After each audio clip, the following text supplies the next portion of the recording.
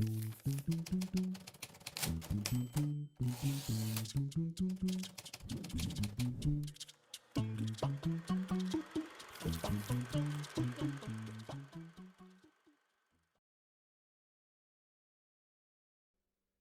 reviews. Mixed reviews. Yeah, Mixed reviews. we're back, baby. We are back. Woo woo. What did we watch this time, Jax? We watched Parasite. If you didn't read the title, also, sorry, it throws me off having a camera there. I keep looking at it. Yeah. It's fine. Welcome to the video version of the podcast. Video. We've attempted the first two, but we didn't do it. It was weird. Those were like weird trial ones, so I think we've kind of got it figured out now. Hopefully. We've realized how bad we are at podcasts, so I think we've improved a little bit, or know what to improve. Yeah. Now that we've had to edit a podcast, it definitely shows that we could change some things. So we'll see how we do with the video, but yeah, here we watch Parasite, 2019, directed by Bong Joon-Ho. Very good movie. I love it so much. We watched this movie for the first time during Oscar season, and 2019. We did. And I know I loved it the first time I watched it. I remember the only thing I had with it was that I'm very, well, it's just a personal thing, but I didn't take away from the movie.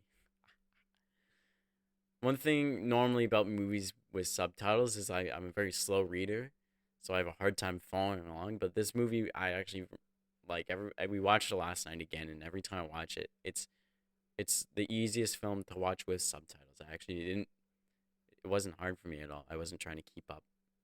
But yeah, that movie is very visual, and I absolutely love that. How no matter what language it is, you can see that movie and take away all the visual storytelling they used and how great they really did. Like, think of like Mr. Bean, how you can enjoy that anywhere, and because he doesn't say anything. This is a movie that I think kind of holds that up. Yeah, I agree. Now let's get into the visual storytelling you love so much about it. Right. Tell us a bit of why visual storytelling is important. And what this movie does with it that makes it so good. Well, for example, I was pointing it out when we were watching it, is the quite visual divided frames. He uses a lot of lines and a lot of he uses a lot of lines to show lines are good in his frame to like divide characters or to lead you to look to something. But the divided lines between the two, they use the line a lot. They talk a lot about crossing the line, and that's a thing. That's something that the Park family talks a lot about, especially Mr. Park, is the crossing the line, and they actually show it quite visually in the film. It's quite subtle sometimes. Like I definitely first time watching it didn't see it, but sitting looking for stuff to talk about, I definitely noticed it. But can you give an example of that? Yeah, one of the first times you see it in the movie is when Ki-woo goes to interview for the job. He sees the housekeeper goes outside to Mrs. Park, and she goes to wake her up, and there's the line from the glass. Oh, like the window pane? The window pane. Right. You see the line from it, and the two are divided from that line outside, and she reaches over it to clap and wake her up. Oh, really? And I thought that was a really great example of someone crossing the line with their actions, and they showed it visually. I thought that was really cool. Yeah. And they play in that whole movie, that whole crossing the line thing, right, with Mr. Kim, the dad from the Kim family, on how he almost crosses the line over and over and over again. And especially with his smell. Yeah. So the smell crosses the line. It's actually said in the film by Mr. Park, right? Just when you think he's about to cross the line, he doesn't. I love that you can see that Mr. Kim is like walking that line too in the visual storytelling. Like when they're in the car the first time, I think it's when he's testing him with the coffee mug, if you know what I mean. Yeah. And Mr. Kim asks Mr. Park about his wife, and then they have their little chat, and then he's like, "Oh, but you love her, right?" And you can see that the kind of like upsets Mr. Park a little bit, but then he pulls it back, right? So that's within the acting, the visual storytelling of what you see in the characters' faces, not just the dialogue that they're having. You can see that what's being said or what's happening in the film is affecting these people without the need to explain it, which is another little aspect of visual storytelling that I find fascinating is the performance of an actor over just cinematography, which is phenomenal with you mean which you were saying about the window pane. I love that this film was able to express your character emotions through their faces rather than, oh, he said this about me and I don't like it. You know, it's all visual. It's all you're taking it in with your eyes rather than with your ears, and that's pristine filmmaking if you ask me. And there's lots of times in the film as well that they tell you stuff about the characters through visuals. So like in the beginning, especially with the Kim family, they introduce to you their poor, even just with the opening shot. But throughout that whole opening sequence, there's so many little things, and even in the acting as well, in the dialogue that is there. But so many just visual things, looking at their house, looking at the things they're doing and how they hold themselves, their outfits, but just so many visual things there that show you that they're poor, and it's all there in the story and in that. Just I love how they set that up. There's so many things like that in this movie. Another like there's other examples too, like I love the little montage after they've left for the camping trip. You see the Kim family just there so comfortable, and that the whole little montage is just all visuals. It's just of them around the house doing all these things. She's in the bathtub, they're outside playing with their stuff. It's just things like that where it's just all these visuals that like tell the story without having to have dialogue. And I just think there's so many examples I could go on and on in this film that tell a story without having, even if it is voiceover underneath, you get it all through your eyes, and you don't have to be reading the subtitles. You can just look at the screen and you know what's going on. And that I think is it's tough to do at times. I think it's filming. I've had a very hard time doing that myself with films, but I think it's when it's done well, it's good filmmaking, and it's very apparent when you see it. I agree. Now, we always go on and on and on about whatever film we're talking about. Batman, we spend most of the time talking about what we didn't love about it and issues we found with it, and I feel like this movie is going to be quite the opposite. It's so well done. The storytelling is, in our opinion, very very well done. It's just solid, to say the least. So, as my job on the podcast to find things that I didn't like about it, or that from a filmmaking standpoint were a bit lackluster or subpar, it was very difficult to find those moments in this film. So, just as a heads up to our audience, in this one, a bit different from the last two we've done, we're going to look at negative reviews made by other people on the internet kind of as source for what this film could have done better, and we can talk about what we think as someone who may have a bit more um, background in story writing and filmmaking, uh, It, our opinions on them. it was fun to kind of go on Letterbox and IMDb and look at these really just poorly written and dumb uh low reviews, but I think we found quite a few that like actually had something to say. Lots of them just were like, "Oh, it's bad." Tell me a bit more about what you noticed in this film that you would say would be excellent filmmaking. Could you maybe let's go category. Let's try writing.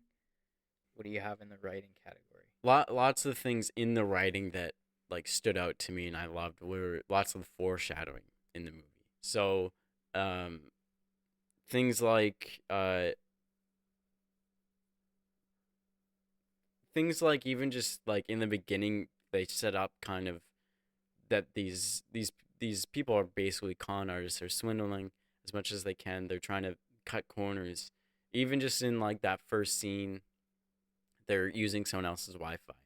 They are, well, I guess it's technically probably like the second or third scene, but they're finding the cheapest, easiest way to fold these boxes, least amount of time. They pull up some video, and then when they're giving them away, they're like, it's done wrong. They even swindle the girl into still giving them the money for it, and just like they set up these characters to be con artists, like not subtly, but they give it to you right away without you realizing how important it's going to become. And then once they're given the opportunity to get this job, then it's like, oh, I see. And I think that was a really good setup to this story, was showing you this family. You get to see them as con artists, sort of, and then now it's their big, Yeah, they've completely changed their lives, right? I always thought it was interesting watching what went from just a tiny. I always thought it was interesting just seeing what went from just an innocent little, like, tutoring gig. right. It's like, hey, you don't need to know too much stuff.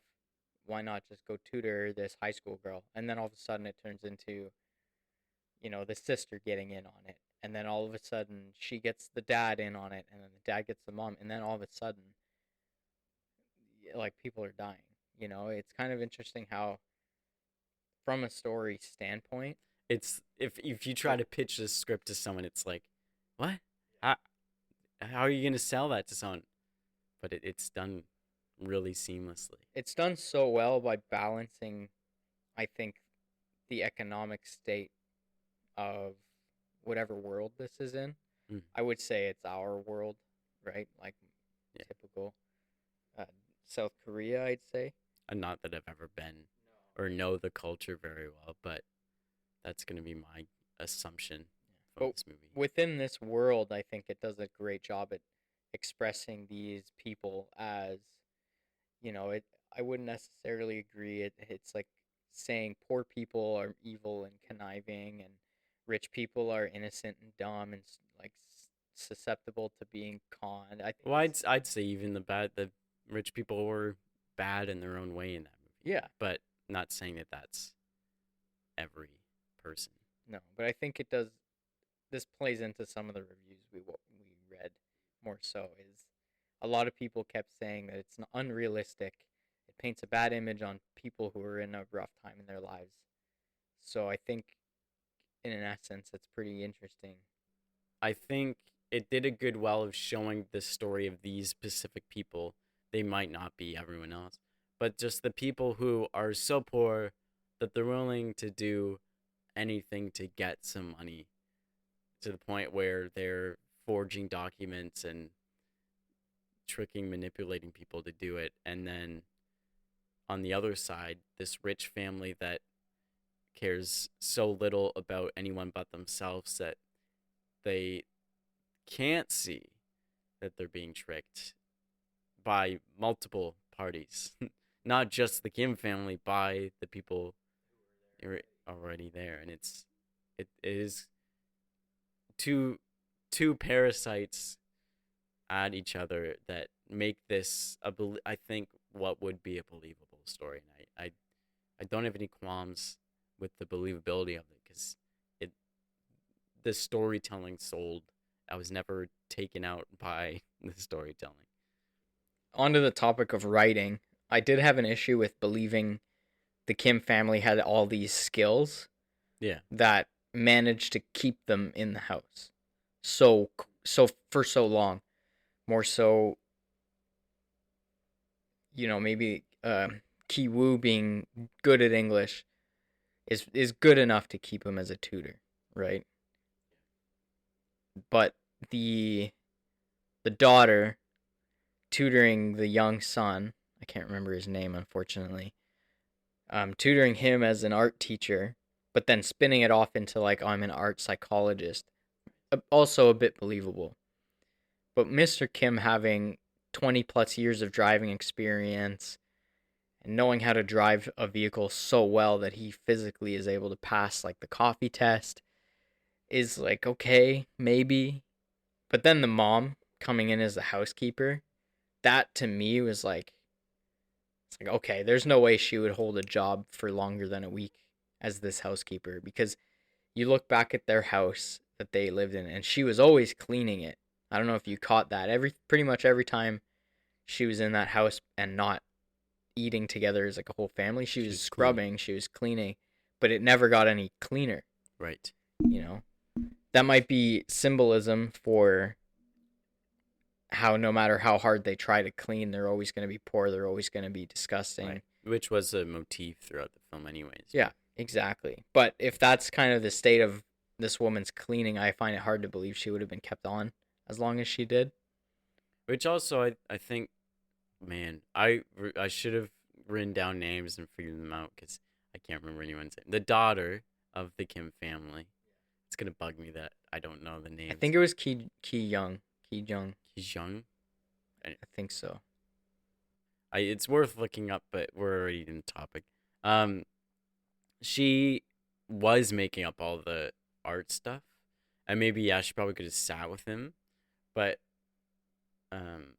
well, this is also a good little foreshadowing thing. Sorry to, like, take No, your go point ahead. and probably move on to something else. But I thought it was pretty interesting. Something I didn't catch the first time I watched is she points out that what she's coming up with all this on the spot, she admits to later, is that she calls out that this one symbol maybe means he has like trauma in his past, which I never caught, but she's like totally referring to the ghost incident, I guess, when the guy comes up from the basement, which probably one of my favorite shots in the movie, let me say. Yeah. So dope. I agree. I think genuinely that whole sequence where she's expressing to Mrs. Park this kid's artwork, and she's got to be reaching, right? Like, oh, the bottom right is the schizophrenia corner where odd shapes manifest if the child's ever had any past trauma or anything like that, right? And then just kind of without any base, just threw off, has anything happened to him in the first grade, sets off the entire ghost thing. And really, you could tell something's changed with Miss Park as soon. Like, I mean, they flipped the axis and the whole thing, which was a really cool visual way to show it. Whoa. What other kind of standout categories did you notice this film had that you wanted to note? I wouldn't know if this, maybe it was something that's sort of related to writing, but to me this is more of just a I don't even know where it wouldn't fit, but it's when it dealing with like symbolism in films and film kind of thing is a motif. If you don't know did we talk about this? I can't remember if we ended up talking about this in the first episode. We may have mentioned motifs, but quickly explain it. A motif is basically something like repeated in a film, a symbol repeated in a film that gives it more meaning and kind of brings it towards like the overall theme of the movie. So it's just something like some subtle symbol that's brought throughout the movie that kind of gives that symbol meaning to the point where it stands out and it's noticeable to the audience and it means more than just like a coincidence or a symbol or an item. An example of that in this film, there's two really good ones that really stuck out to me, and I noticed it yesterday watching it, and I really want to talk about it. So it may kind of still be under writing because this was something that came out in the script. Okay, yeah. But the first being The Rock, that it's known as in my notes. It's known as a viewing stone. It's something that like ancient scholars would have had and passed down because it's like a naturally formed rock that's like looks really beautiful that they would have kept. And Ming is it Min or Ming? Min. Min? Yeah. Min says it when he comes and hands it to him. Is like, these are known to bring wealth unto the families that possess them. And that's as soon as you see that Kiwoo is like instantly clicked, because his whole thing in the film is his desire for wealth, right? And for prosperity. You even see it in his fantasy at the end there. When he's dreaming of buying the house, the whole film, he just wants wealth. He wants to be these people. He doesn't know if he'll fit in. But this rock is the visual manifestation of that on the screen. As soon as he gets it to, pretty much when he's killed by it at the end, in the who knows if it's a fantasy or if it ends up happening. But in his dream, as he's writing that letter, you see him finally give it up when he has that wealth. But Well, he says, I think is it when they're in the gymnasium after their house floods, he's clinging on to the rock. yeah.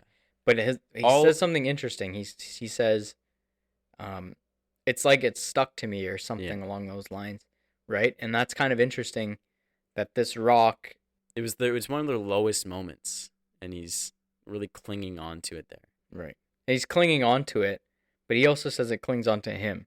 And as you mentioned, it's a physical representation. It's a motif of his desire for wealth, his desire for success, his desire to be an upper class. Yet it sticks to him. It's a rock. It's heavy. He can barely lift it, right? It's shown a couple of times he can't hold this thing well. He can't move with it very well. Oh yeah, he doesn't fit in its. And at the end of the film, it kills him.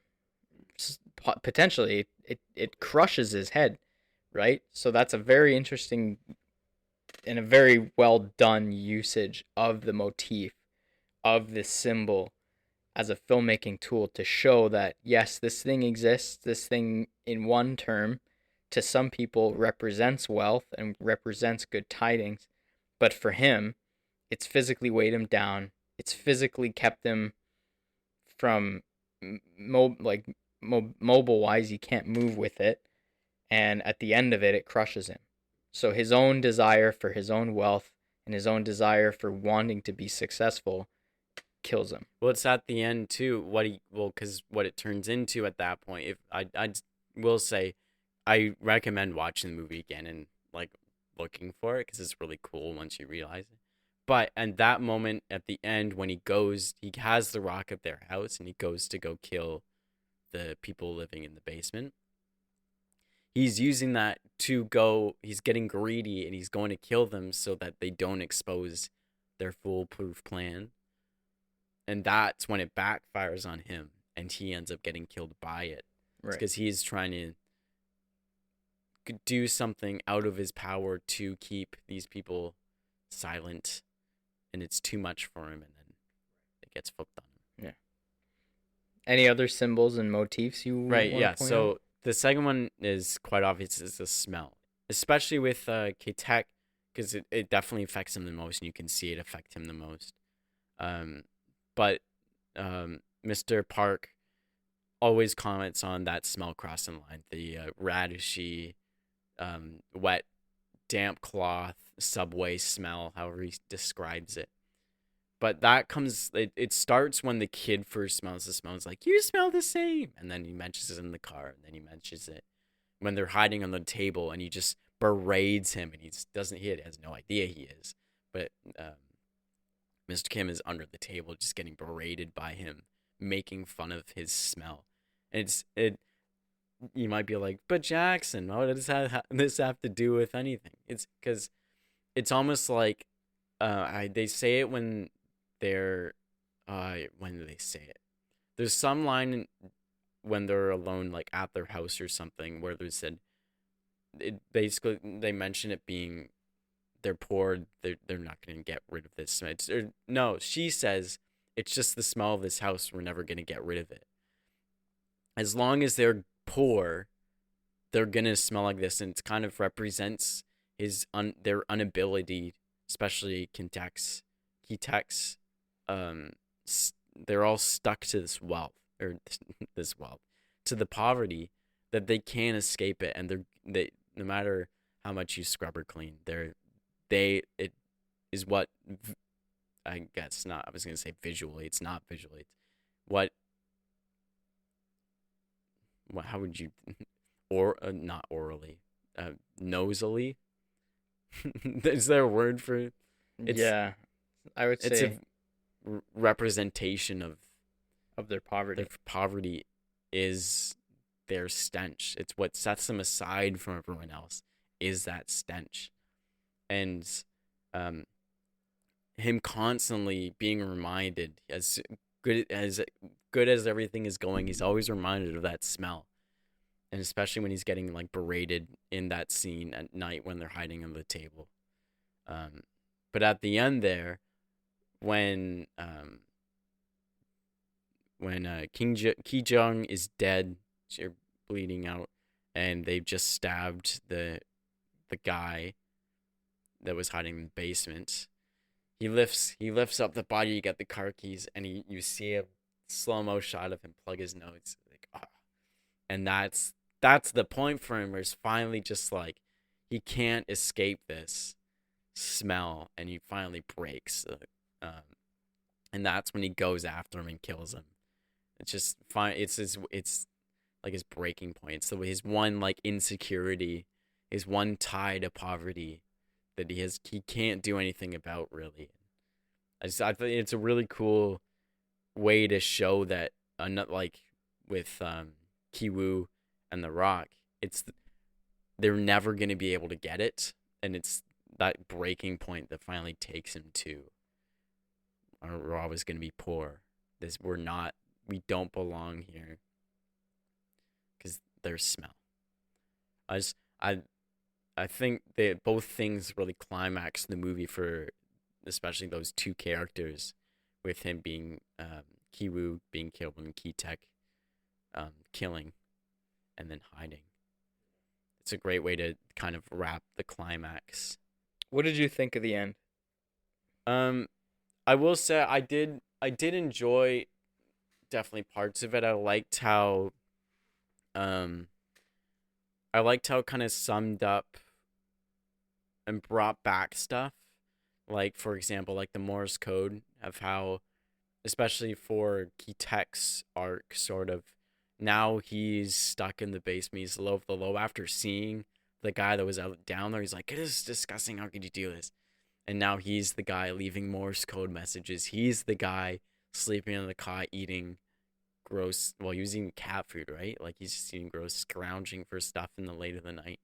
He's finally hit such rock bottom that now he's at that level of the guy squatting in the basement.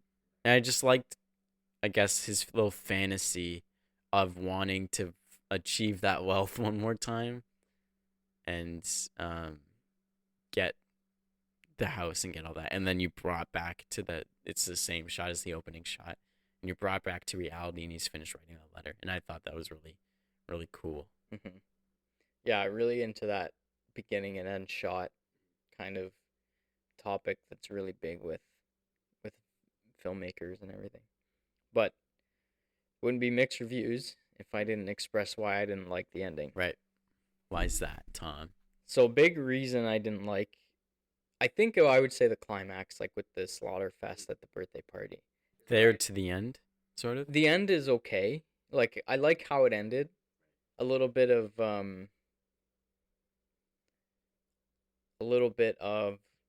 you don't know how it's ending. Mm-hmm. There's still a little bit of interesting hope there, but you don't know. I like how it was a little bit of you don't know how it ends specifically, right. But everything leading up to the ending is good. Like finding out that Mr. Kim is in the basement, that was cool. I did like that. I just didn't like how he broke. Right. I know you mentioned there's a huge thing with the smell thing, and that has just been clobbering him through the whole movie, is the fact that he smells like poor person. It's never stated, but it's meant to suggest that he smells like a poor person and he doesn't fit in, and it's being noticed, and it's kind of stressing him out, and he's just getting hit over and over again, and it breaks him. Enough to kill Mr. Park? to me is a reach. It is a very theatrical movie. Can I maybe add why I think Sure. maybe Yeah. something else that would go to it, if that's fine, or do you want to finish your No, ending? I mean it's basically I just didn't believe that it would lead to him dramatically killing Mr. Park. Right. I think especially from the beginning of the climax when they're behind the bushes and he's like that crossed the line. It's just I think that was very the whole thing was pretty intense for him, and then especially when he um Ki Jung is dead and he's more worried about Mr. Park is more worried about his son that's fainted, that he's just completely dismissed this whole family, this whole Kim family, and is more worried about being disgusted by the smell and his kid that he doesn't care that this their tutor just got stabbed and they're all running to go help and all this stuff.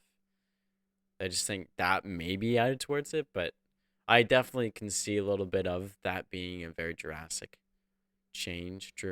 Dramatic, I guess, is probably a better word. Yeah. And I can see that for sure within the sphere of the world, right? Like you can tell that the whole film's been over dramatic in my opinion.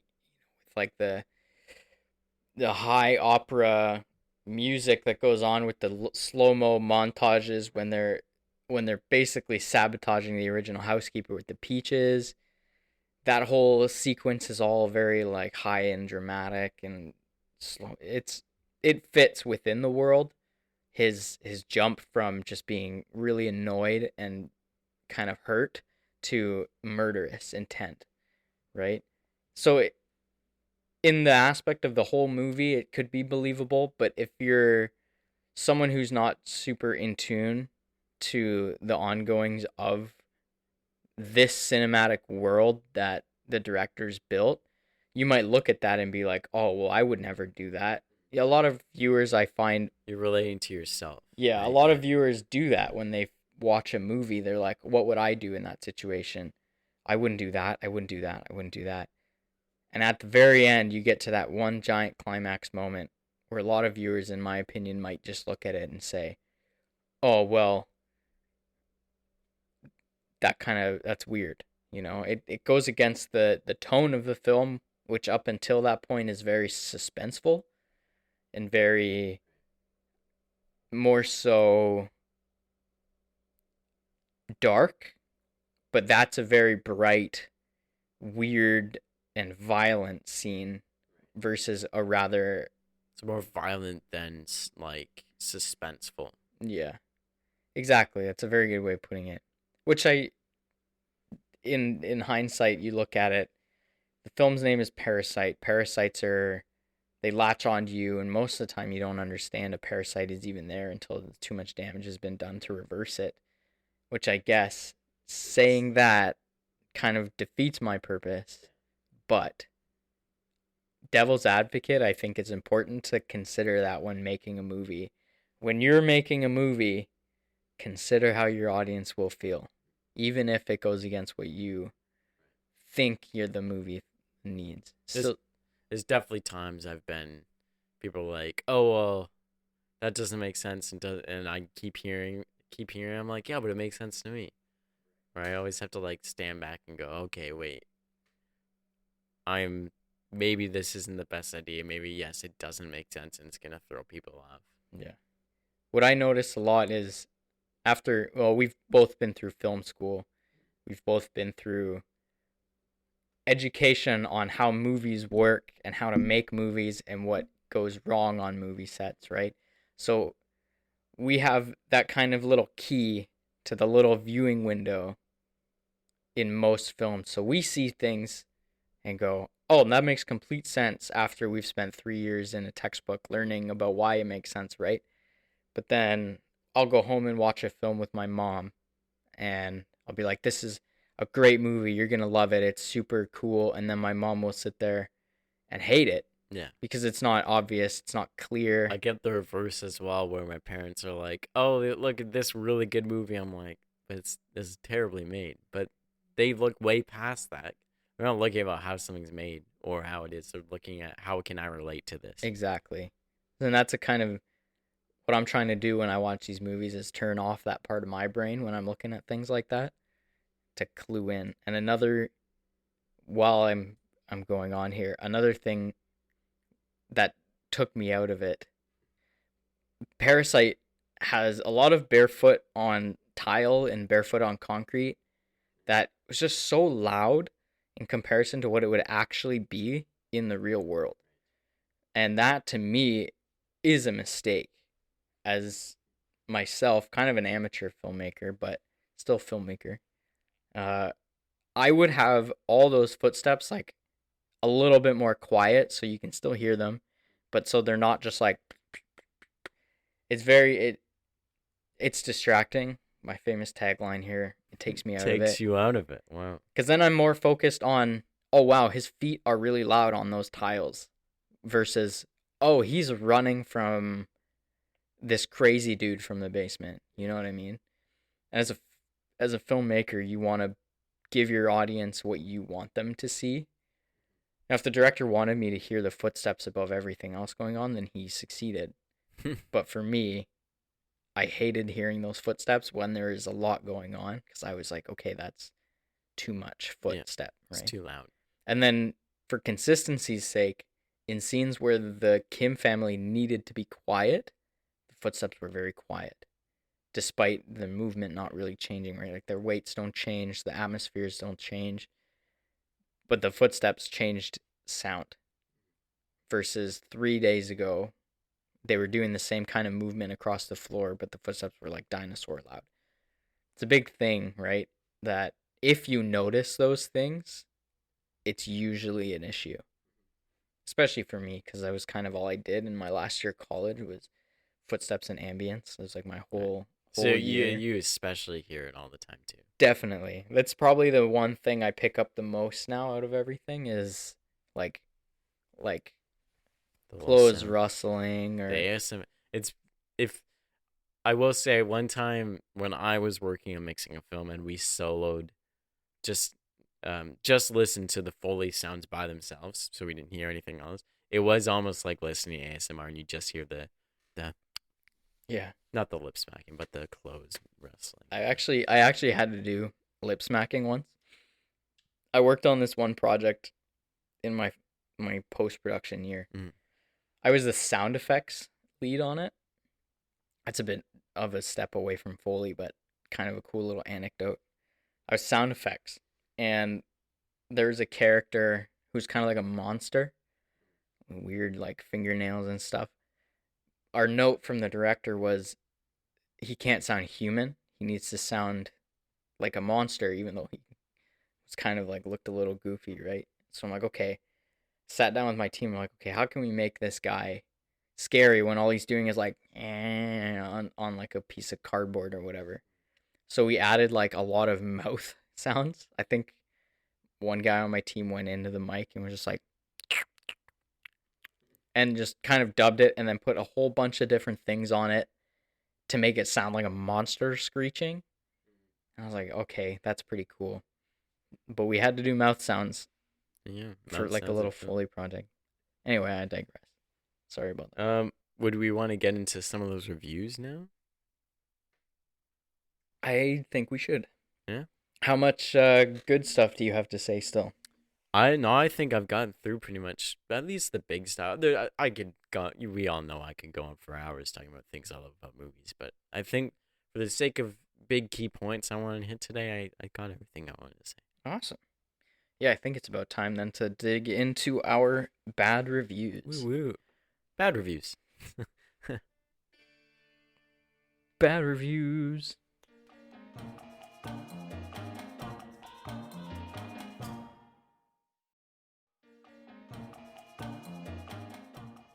This is a 4-star review on, what was this again?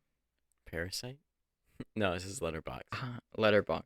It's a 4-star review on Letterboxd. I will say it was kind of fun to go through and read these reviews because lots of them were so dumb. This looks like a good film, or good review. Okay. So let's get into it. Bong Joon-Ho always manages to create films that somehow define genres and exist in a realm of their own. Yeah, I think we kind of talked about that a little bit. Parasite is no exception. It's the type of film that intrigues throughout its entire running time, as there is an unmistakable feel of it leading up to something. What that something is remains in the dark for a long time, not because of a cheap writing trick, but because of Bong Joon-Ho's aforementioned talent for creating things that refuse to be niched. As it's not really clear what you're watching, everything remains open, making it an absolute joy to watch. Um, there's a really huge amount to there really is a huge amount to enjoy in this unique film, but it's not without its faults. To me, it felt like Bong Joon-ho overreached his grasp somewhat. With a build-up as great as this, the payoff needs to be equally impressive, and while it certainly packs a punch, it lacked the subtlety of the previous acts and somehow felt telegraphed too much. In and of itself, it is a well-crafted final act, but linked to what became before it, it just missed the mark for me.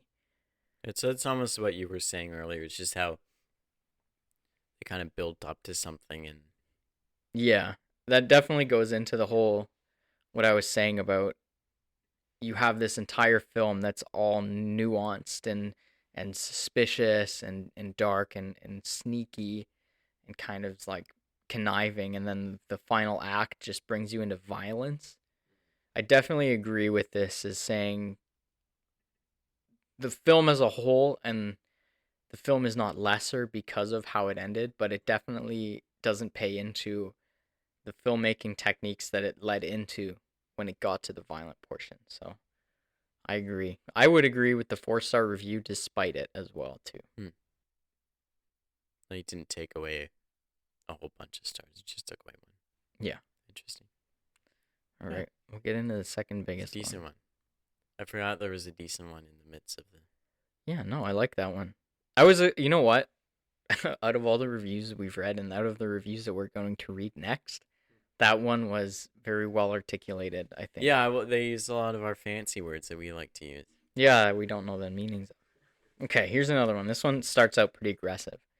It disappoints me that so many people adore this movie. Oh.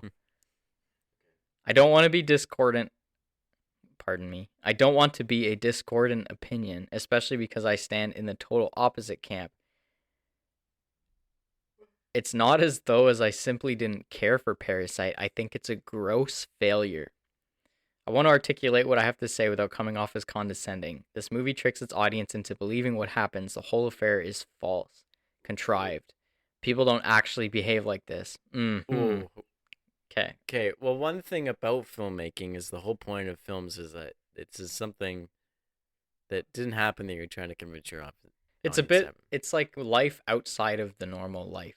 You know, films aren't meant to be, most films, there are a lot of realism films that are phenomenal, but a lot of films are meant for entertainment. They're meant to break the world that you live in a little bit so that they can tell a story, you know, like a good example, and I think we're going to get into one later, is Marvel films.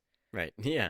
Not true. They feel realistic, but yeah, that makes sense. People don't actually behave like this. Marvel films, you know, like do people behave normally in Marvel films? You know.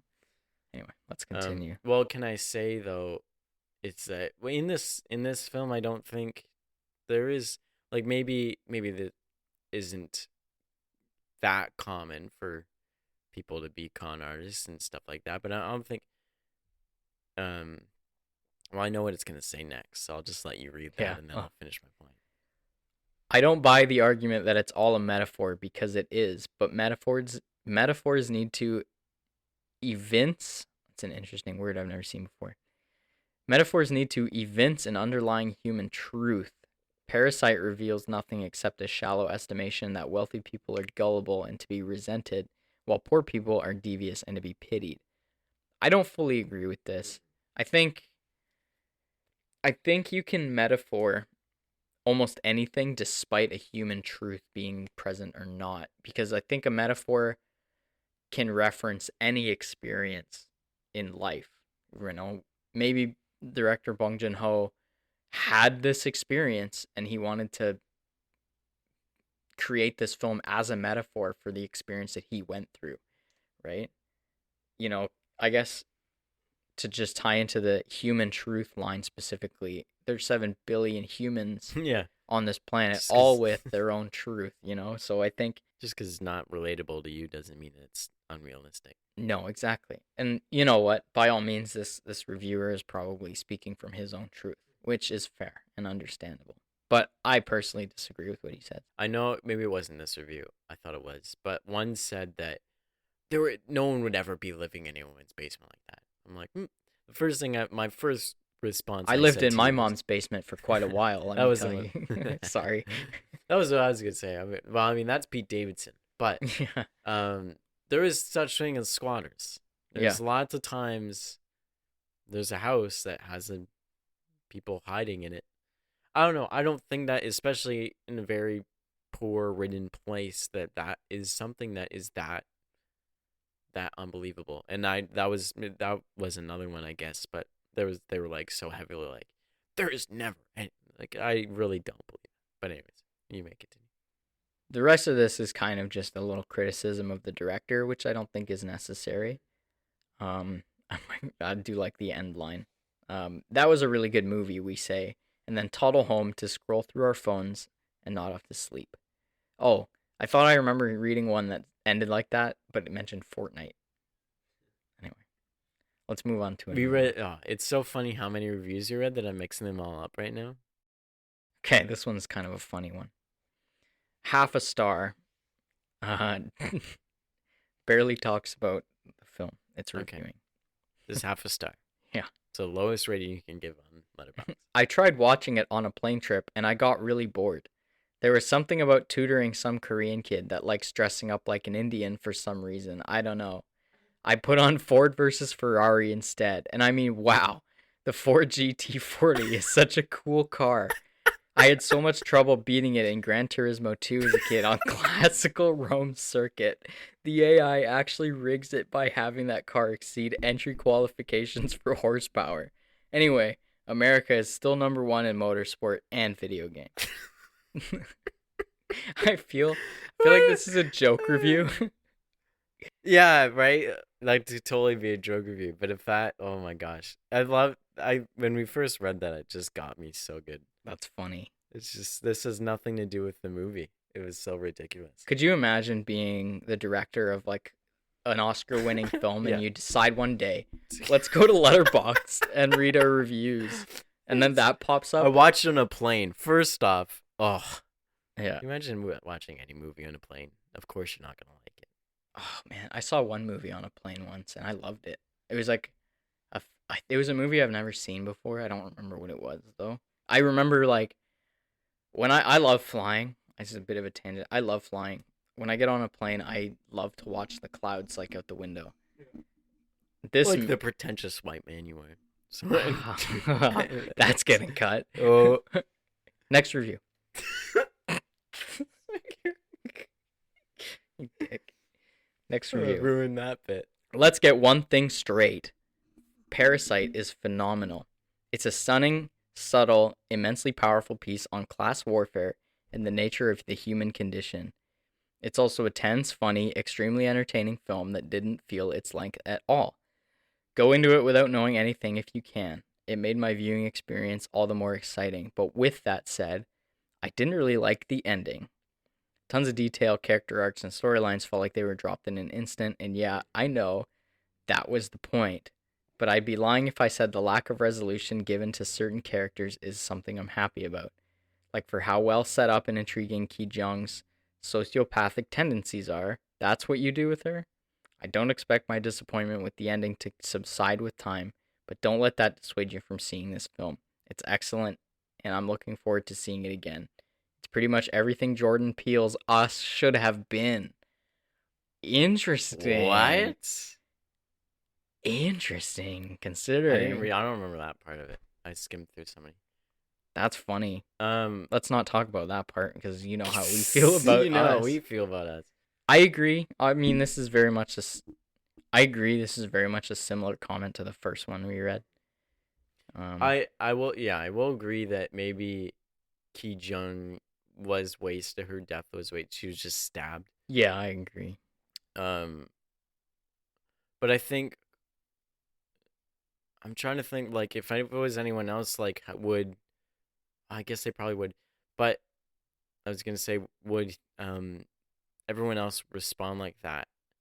Like the reason it being her got them like got the response. Like if it was just like if it was Miss Kim, not Miss Kim, Miss Park, they wouldn't have gone running up to her. Um, but it would have to have been one of the family members. But yeah, it was quite anticlimactic. But I don't think overall the arcs were dropped because I think well that's pretty much where most of the arcs kind of were wrapped up with um you know I Key Tech kind of can I jump in on that? I think it was necessary for her to die there because all of the arcs aside from hers needed to be wrapped up.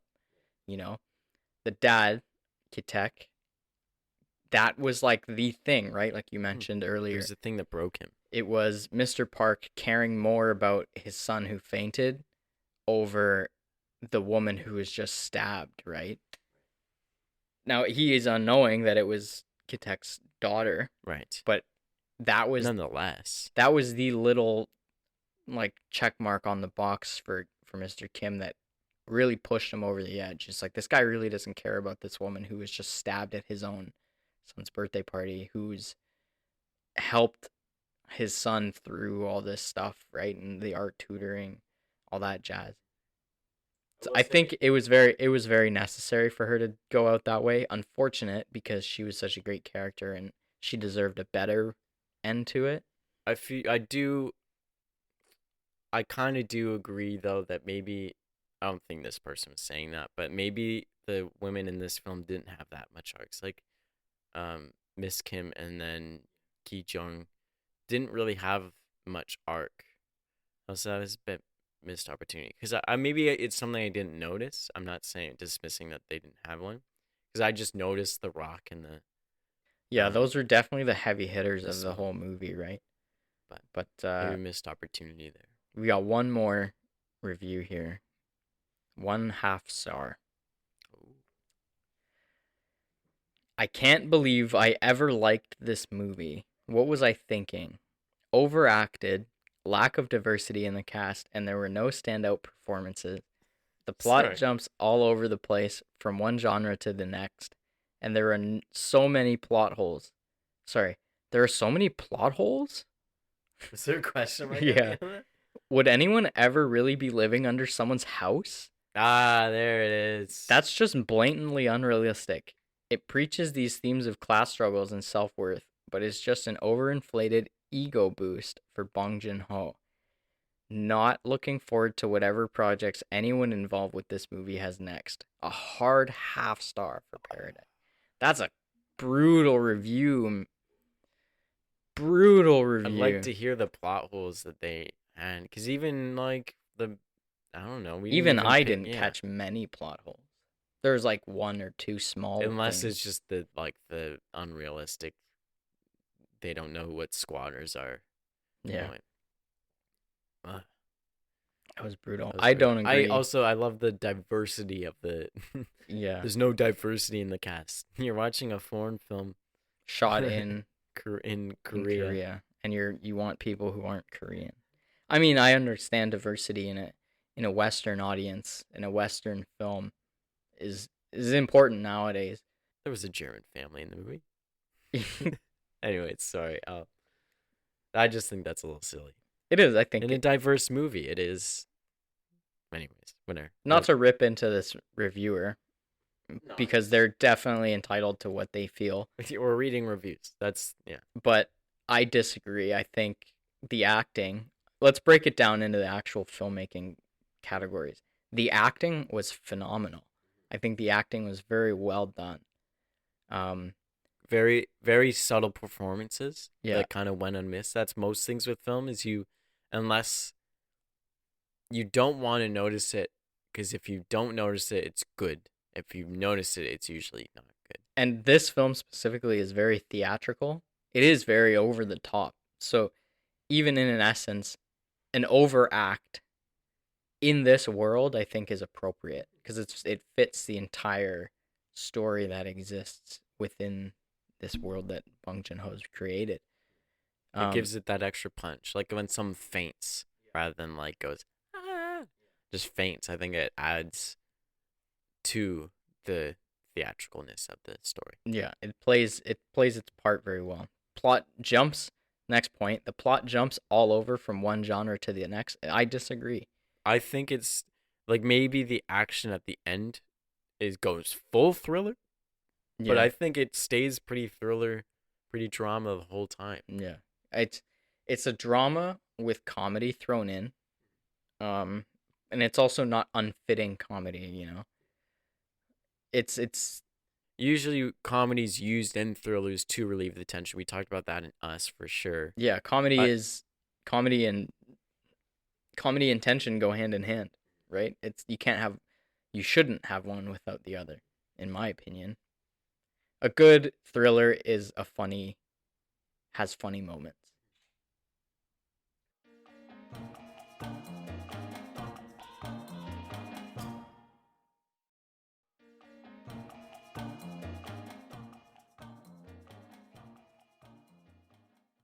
Anyway, folks, that was just a little quick review of the negative reviews we found for Parasite. the mixed reviews. Yeah, the mixed reviews. I think that's you know what? I think that's a very good part of the show. Is well, seeing reviews and not just talking about the filmmaker's aspect, but the audience aspect. Yeah, I think Really? it fits well. I can't say I watch movies the same since I I've don't learned either. filmmaking, but I've definitely learned that this is a challenge for me to do. And to remain cuz I have to remain um unbiased, but I have to be biased right. to remain unbiased because I'm looking for bad things. So I can't just look at things I don't like. I have to remain unbiased in what everyone wouldn't like, you know? So it's a fun little moment of realization about filmmaking, and I think it's making me a better filmmaker because it's keeping my eyes peeled for things that I would change in my own filmmaking. Well, that's a good place to wrap up. I think so too. Overall, what would you call Parasite? Would it be mixed reviews? What would you call a mixed reviews review of Parasite here? I think it's a very good movie. I think well, it's on my list of favorites. I don't have a favorite. I have a very big list of favorites because all my favorites are so drastically different. I love them for so many reasons. This movie for its storytelling, its visual storytelling, I think it's up there. I remember when we wanted to get you to watch it, and you were a little hesitant. Well, I was hesitant because the subtitles, and I was worried I was gonna miss so much. And I remember convincing you to watch it and give it a shot, and you ended up taking it to the hills. You loved it so much. And I went and bought the movie too and everything. I loved it so much. So I'm glad we were able to have that moment with each other. That's one we didn't watch a lot of movies together at that time, but it's kind of funny that full circle. This is one of the movies we first watched together, and then here we are. Yeah, reviewing. Right. Thanks, Tom, for joining. Thank you for having me again. I know I said that in the 50-50 podcast that I also help with. I don't know what. Anyways, thank you to the viewer for joining us, for hanging out and listening to us talk about one of our favorite movies. Be sure to subscribe to the Patreon and hear the long version with lots more tangents and more rambling dives. And I think we get a little educational when the stuff we kind of take out is usually educational stuff. Yeah. About film. Yeah, so, you'd get the Patreon if you want to learn little insights to how filmmaking works, right? So if that's something you're interested in, definitely check it out. Patreon is a wonderful thing, you know. It helps us create content for you guys so we can get better, higher quality, more education out to the people who want it. We can build a little set in the corner of our apartment for us to record a podcast. Yeah. Anyways, all right. Thanks for coming. Adios. Adios. Nap time. Mixed reviews. Mixed reviews.